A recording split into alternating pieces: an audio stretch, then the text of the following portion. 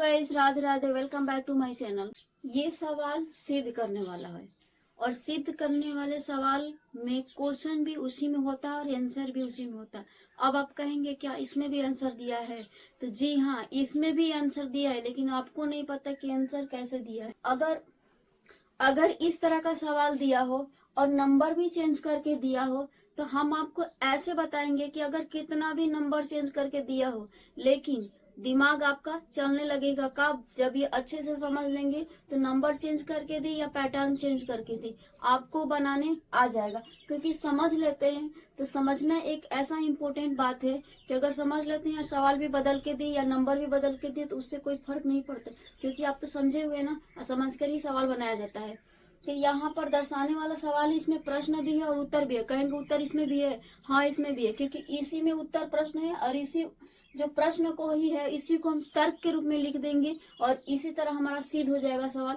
क्योंकि कभी भी सिद्ध करने वाले सवाल में भी प्रश्न उसी में दिया रहता है और उत्तर भी उसी में दिया रहता है। तो चलिए उस उत्तर को ढूंढते हैं जो प्रश्न में ही दिया हुआ है और उसको तर्क के रूप में लिखेंगे। कि दर्शाइए कि कोई भी धनात्मक विषम पूर्णांक। दूसरा पॉइंट, मेन पॉइंट ये है कि धनात्मक विषम पूर्णांक कह रहा है 6 की +1 या 6 की +3 या 6 की +5 के रूप का होता है, जहाँ क्यू क्या होना चाहिए? कोई भी पूर्णांक होना चाहिए। अब यहाँ पर आपको 2 नंबर का है। पहले तो विषम की बात किया, विषम का मतलब अब धनात्मक की बात किया, तो ये आपको विषम होना चाहिए, धनात्मक पूर्णांक होना चाहिए। और लास्ट में यह कह दिया कि जो क्यू का वैल्यू होना चाहिए कोई भी पूर्णांक ले लीजिए, लेकिन क्या आना चाहिए? धनात्मक विषम पूर्णांक आना चाहिए। अब हम इसको कैसे सिद्ध करेंगे? यहाँ पर देखिए 6 की +1 दिया है, 6 की +3 या 6 की +5 दिया है। अगर हम क्यू के जगह पे कोई नंबर मान लेते हैं और ऐसा नंबर मानेंगे जो कि विषम आना चाहिए, क्योंकि कहा है कि कोई भी धनात्मक पूर्णांक है, क्यू के जगह पे कोई भी नंबर लीजिए, कहा है कि कोई। अब क्या हो गया? ए का वैल्यू 6Q+R हो गया। क्यों? क्योंकि आपको सवाल में ही बी के जगह पर 6 दिया है। अब आर के जगह पर शेषफल लेंगे और क्यू के जगह पर क्या लेंगे? कोई भी नंबर लेंगे। जैसे यहाँ पर सवाल में आपको बताया है कि क्यू के जगह पर क्या लेना है? कोई भी पूर्णांक लेना है। तो कोई भी पूर्णांक वही लेंगे जो विषम नंबर आना चाहिए, क्योंकि विषम पूर्णांक ही होना चाहिए। तो यहाँ पर नंबर रख के क्यू के जगह पे कोई भी नंबर रख के चेक करते हैं कि विषम किस नंबर से आ रहा है। तो चलिए यहाँ पर एक नंबर देख के यहाँ पर आपको समझाते हैं ताकि आपको कंसेप्ट समझ में आ जाए, क्योंकि कंसेप्ट समझना सबसे ज्यादा जरूरी है। क्योंकि अगर कंसेप्ट समझ लेते हैं तो यहाँ पर 6 की जगह पे 5, 4, 3, 9, 7 कुछ भी दे, इसमें आप मास्टर बन जाएंगे, आप बना लेंगे। तो पहले यहाँ पर समझिए और तब इसके बाद यहाँ पर सवाल को हम बनाते हैं। बस आपको समझा रहे हैं कंसेप्ट के लिए, क्योंकि सवाल में क्यू की जगह पे 2 नहीं दिखाना है, आपको सवाल में बस तर्क देना है। तो पहले समझ लीजिए, उसी तर्क को हम क्या करेंगे? यहाँ पर लिखेंगे। अगर क्यू के जगह पर हम 2 ले लेते हैं तब क्या आएगा? तो देखिए 6 × 2 + 1, क्योंकि यही कारण है। अगर 6 दिया है, 1 दिया है, क्यू के जगह पर क्या मान ले रहे हैं? क्यू की जगह पे हम 2 रिप्लेस कर दे रहे हैं, तो 6Q+1 हो गया ना। बस समझिए, इस कंसेप्ट को समझना है, ठीक है? स्टेप बाय स्टेप समझाएंगे, एकदम समझ में आएगा। कंसेप्ट समझना है ना, कंसेप्ट समझ लेते हैं तो आपको कभी भी किसी भी चीज में इंटरेस्ट कब आता है? जब हमको वो चीज आती है। अगर मैथ आपको समझ में आएगा तो इंटरेस्ट लगेगा, नहीं आता है तो इंटरेस्ट खत्म हो जाता है। तो यहाँ पर पहले कंसेप्ट को समझेंगे, उसके बाद आपको मैथ में इंटरेस्ट आएगा। क्यू की जगह पे हम कोई नंबर मान लिए, क्या माने हैं? 2 माने हैं, बस समझना है। 6 की +1 दिया है ना, बस इसको ध्यान रखना कि 6 की +1 दिया है सवाल में, और क्यू के जगह पे हम क्या मान लिए हैं? 2 मान लिए हैं। तो वही क्यू के जगह पर 2 रख के चेक कर रहे हैं कि किस किस नंबर से हमें विषम संख्या प्राप्त हो रहा है। क्या ये सवाल सही कह रहा है? पहले यहाँ पर रख के चेक कर लीजिए, मैंने समझ लीजिए कि कैसे होता है, इसका लॉजिक क्या है। इस लॉजिक को हम समझा रहे हैं कि इसके पीछे लॉजिक क्या है। तो क्यू की जगह पे 2 रखे तो 6Q+1, क्यों? 6 × क्यू, अब प्लस में 1 है तो +1 रख दिए। अब देखिए 6×2 = 12 और 1 13, इसका वैल्यू 13 आया, जबकि ये क्या है? विषम है ना। 6×2, 6×2 = 12, 2 14, ये क्या है? सम है, ये विषम है। ये क्या है? 16, यानी कि ये सम है। ये क्या है? 17, यानी कि ये विषम। सवाल बन गया। अब देखिए कि आपको सवाल, अब प्रश्न में आप पूछ क्या रहा है? 1 वाला पूछ रहा है, 3 वाला पूछ रहा है, 5 वाला पूछ रहा है। तो अब क्या करिए, आप भी 3, 1 और 5 वाला घेरिए। तो आप देखिए यहाँ पर 1 वाला ये है, 3 वाला ये है और 5 वाला ये है। तब देखिए 1 जोड़े हैं, 3 जोड़े हैं, 5 जोड़े हैं, तो ये वाला क्या विषम आया है? ये 1 वाला क्या है? विषम है, जबकि आपको विषम पूर्णांक ही पूछ रहा था। 3 वाला देखिए 15 यानी विषम आया है, ठीक है। और 5 वाला भी क्या आया है? विषम आया है। यही तो पूछ रहा है सवाल में। क्या पूछ रहा है कि अगर 1, 3 और 5 और Q के जगह पे कोई भी नंबर लेते हैं और B के जगह पर 6 ले लेते हैं तो क्या विषम पूर्णांक होगा? जी हाँ होगा, क्योंकि अब यहाँ पर आपको हम चेक करके बता दिए कि 1, 3 और 5 वाले विषम पूर्णांक ही आ रहा है। अब इसको क्या करेंगे, इसी को हम तर्क के रूप में यहाँ पर देंगे, लिखेंगे। अब जब आपको ऐसे पता है तो क्या इसमें लिखने में कोई आपको गड़बड़ी होगा? बिल्कुल नहीं होगा, क्योंकि आपको पता है कि अगर Q के जगह पर कोई भी नंबर लेके 6 के जगह पर गुणा कर लेते हैं तो क्या आता है? विषम आ रहा है 1, 3, 5 से, तो जी हाँ आएगा। मानेंगे कि A कोई धनात्मक विषम पूर्णांक है और B के जगह पर 6 यदि लेते हैं तो क्यों B के जगह पर 6 लेते हैं? हम शायद क्यों नहीं लेते हैं, क्योंकि B के जगह पे 6 ही दे रखा है, इसलिए हम 6 लेंगे। अगर आपको सवाल में चेंजिंग किया, B 7Q+1 दिया था, आप लेंगे कि माना B के जगह पर 7Q+1 दिया था, आप मानेंगे कि B के जगह पर 5 लेने पर। तो यहाँ पर सवाल में दे रखा है B के जगह पे 6 दे रखा है, इसीलिए हम क्या मानेंगे कि माना B की जगह पे 6 लेने पर। अब क्या किए हम, मान लिए ना, क्या मान लिए? मान लिए कि A कोई धनात्मक विषम पूर्णांक। अब कहेंगे A ही क्यों माने, B क्यों नहीं माने, C क्यों नहीं माने? क्यों ये माने कि A बराबर BQ+R होता है यूक्लिड विभाजन एल्गोरिथम से। इसी अब देखिए प्रश्न का ही हम ये तर्क में दे रहे हैं। अब कहेंगे कि कह रही थी कि प्रश्न में उत्तर है, तो देखिए यहाँ पर कोई की जगह पर क्या लिए हैं? A लिए हैं। क्या माने हैं कि A कोई धनात्मक विषम पूर्णांक है, मान लिए।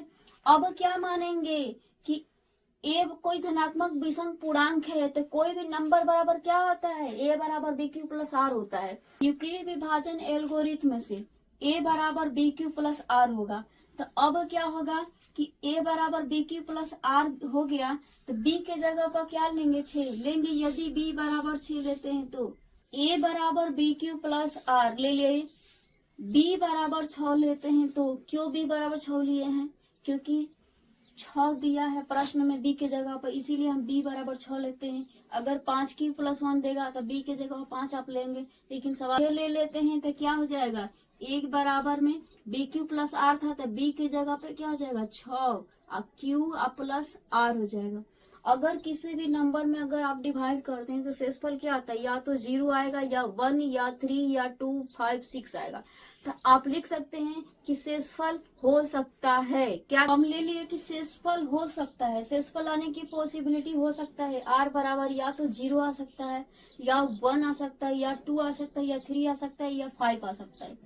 अब यहाँ पर जब 0, 1, 3, 5 आ सकता है तो अब सिद्ध हो गया ना। अब हम R के जगह पर क्या ले सकते हैं? जो सिद्ध करना है उसी को हम दिखाएंगे। जब 1 आ सकता है, 3 भी आ सकता है, 5 भी आ सकता है शेषफल, तो 6Q+1 और 6Q+3 और 6Q+5 के रूप में हो सकता है ना। क्यों? क्योंकि शेषफल आ सकता है।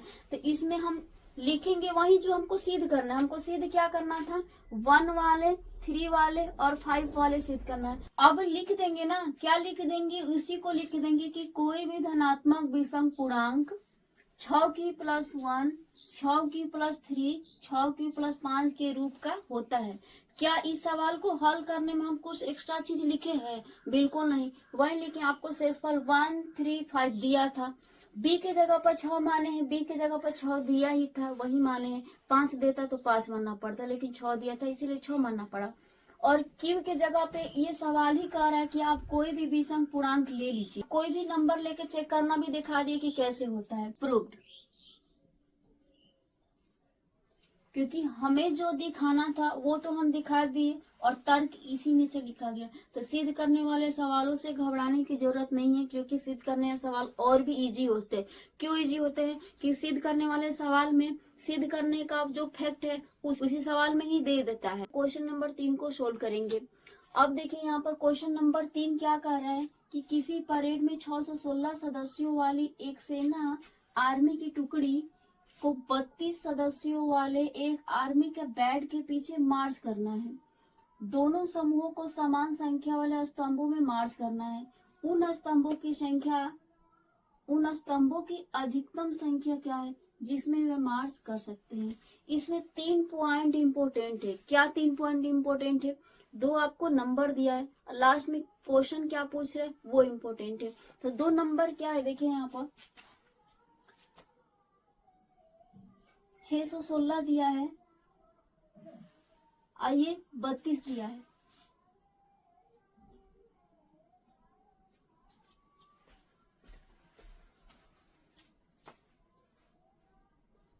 उन स्तंभों की अधिकतम संख्या क्या है जिसमें वे मार्च कर सकते हैं।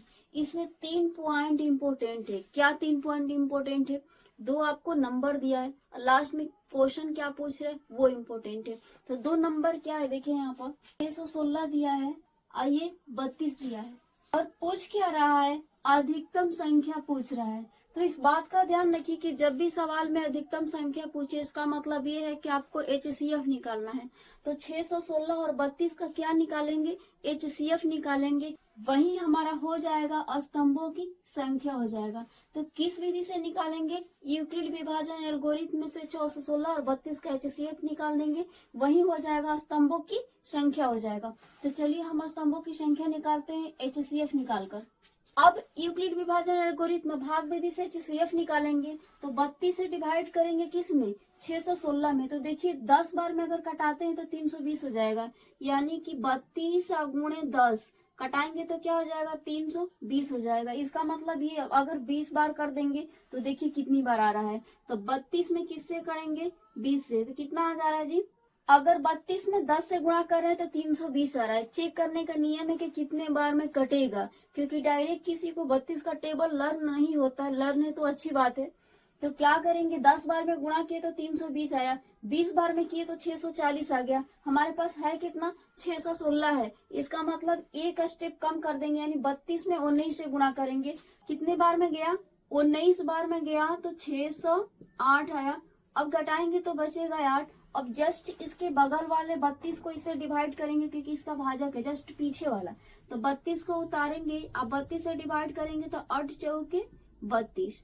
अब आपको बताए हैं कि जिससे कट के 0 आएगा वही आपका HCF है। तो कट के किससे 0 आया? 8 से कटा 8 चौके 32, तब 0 आया ना। तो HCF क्या होगा? HCF क्या होगा? 8 होगा, क्योंकि 8 से कट के 0 आया। अब क्या करेंगे? अब इसी को उठा के यहाँ पर छाप दीजिए। किस रूप में? A बराबर BQ प्लस R के रूप में, यानी कि भाज्य बराबर भाज्य गुणे भागफल के रूप में इसी को यहाँ पर छाप दीजिए। अब क्या हो जाएगा? आपका HCF निकल जाएगा 8, वही आ जाएगा स्तंभों की संख्या हो जाएगा। तो क्या लिखेंगे? 616 उतार लीजिए। तो 616 लिख लिए।